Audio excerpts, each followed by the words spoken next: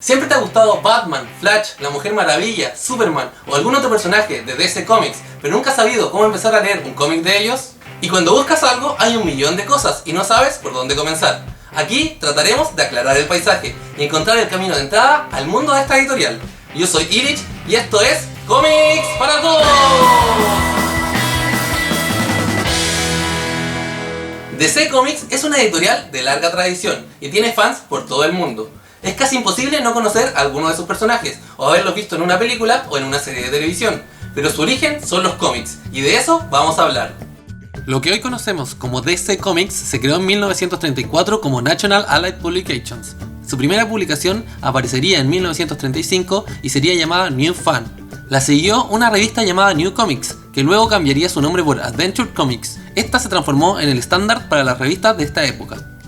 Por problemas financieros, su fundador debió recurrir a una alianza para poder publicar su siguiente revista, y se creó Detective Comics Inc. para poder lanzar la legendaria Detective Comics. National Allied lanzó su cuarto título en 1938, llamado Action Comics, y en su primer número introduciría un personaje creado por Jerry Siegel y Joe Shuster, llamado Superman, haciendo historia. Meses después, ya en 1939, en el número 27 de Detective Comics aparecería por primera vez Batman, creado por Bob Kane y Bill Finger. Wonder Woman aparece en 1941, creada por William Moulton Marston. Esta serie de personajes dieron inicio a lo que se conoce como la era dorada del cómic norteamericano. La compañía en sí cambió de nombre constantemente, pero era conocida coloquialmente como DC Comics, nombre que adoptó oficialmente recién en 1977. En adelante han habido muchos cambios y reemplazos de personajes, pero es en esta época donde nacen las versiones prácticamente definitivas de muchos personajes que conocemos hasta hoy. El primero sería Flash en la revista Showcase número 4, luego Linterna Verde y otros personajes. El cambio tendió a reemplazar orígenes e historias ligadas a la magia por unas más modernas cercanas a la ciencia ficción. En adelante han habido muchos cambios y reemplazos de personajes, pero es en esta época donde nacen las versiones prácticamente definitivas de muchos héroes que conocemos hasta hoy. En 1961 también ocurre uno de los eventos más importantes para la continuidad de DC, la historia Flash of Two Worlds, que enfrenta a Flash de la Era de Plata con su versión anterior, creando la idea de multiverso para estos cómics. Hay ciertos elementos que son clave para entender el universo DC, y sin conocerlos puede ser muy complicado navegarlo. Primero, el concepto de multiverso del que hablamos recién hace referencia a que dentro de la continuidad de los cómics hay diversos universos paralelos. Cada uno de estos tiene sus personajes distintivos, pero en ocasiones pueden cruzarse e interactuar en forma de crossover. El primer ejemplo de esto es el Flash de dos mundos que ya mencionamos, pero este concepto se consolidó a través de reuniones entre la Liga de la Justicia y la Sociedad de la Justicia, un equipo equivalente pero con personajes de la Era Dorada. El primer encuentro se llamó Crisis en Tierra 1, y a partir de ahí se transformó en un evento anual en que cada año los equipos se encontraban para enfrentar algún peligro. Los héroes enfrentaban una crisis cada año. El título Tierra 1 hace referencia al universo en que se desarrolla la historia.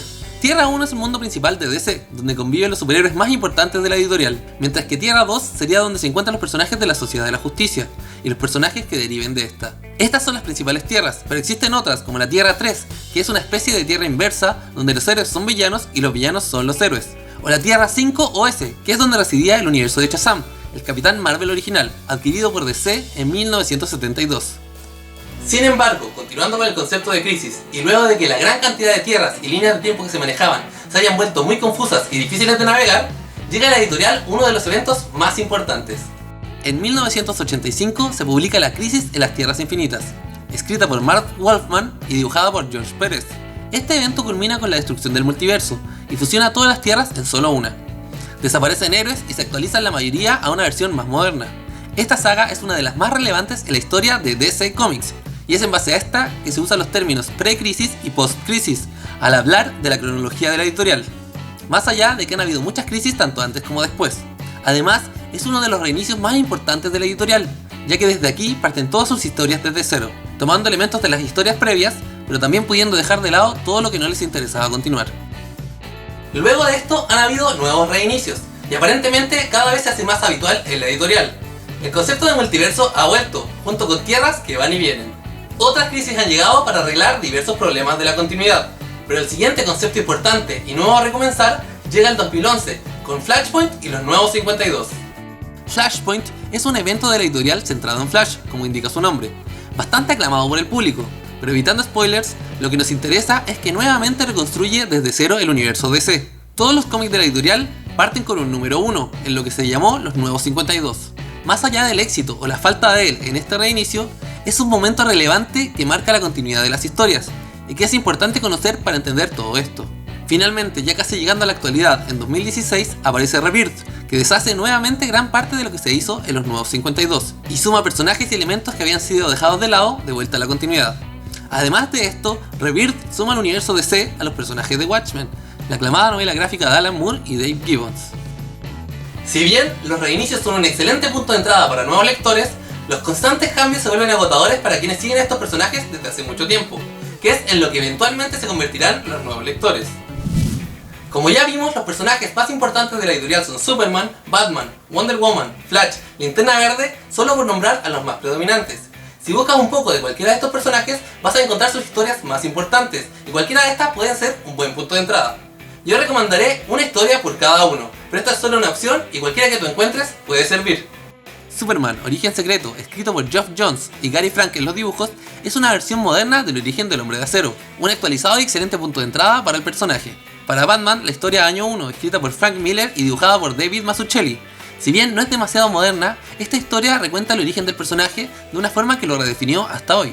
Wonder Woman, Sangre, es un punto de entrada perfecto para quienes quieren comenzar a leer este personaje. Con guiones de Brian Azzarello y arte de Cliff Chiang, este cómic es parte del reinicio de los Nuevos 52 de DC, por lo que además es un cómic bastante cercano al momento actual de la heroína.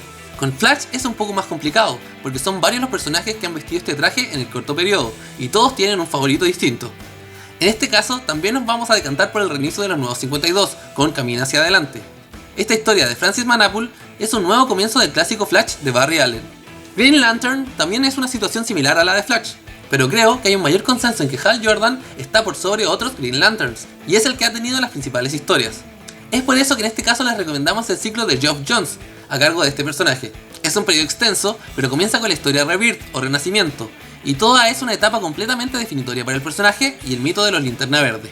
Esta lista la hicimos pensando en alguien que busque introducirse a los personajes. Puede que haya mejores historias o que alguien piense que hay un mejor punto de entrada, pero estas son nuestras opciones pensando en los nuevos lectores. Obviamente, DC tiene muchos más personajes interesantes, pero tal vez no tan reconocidos.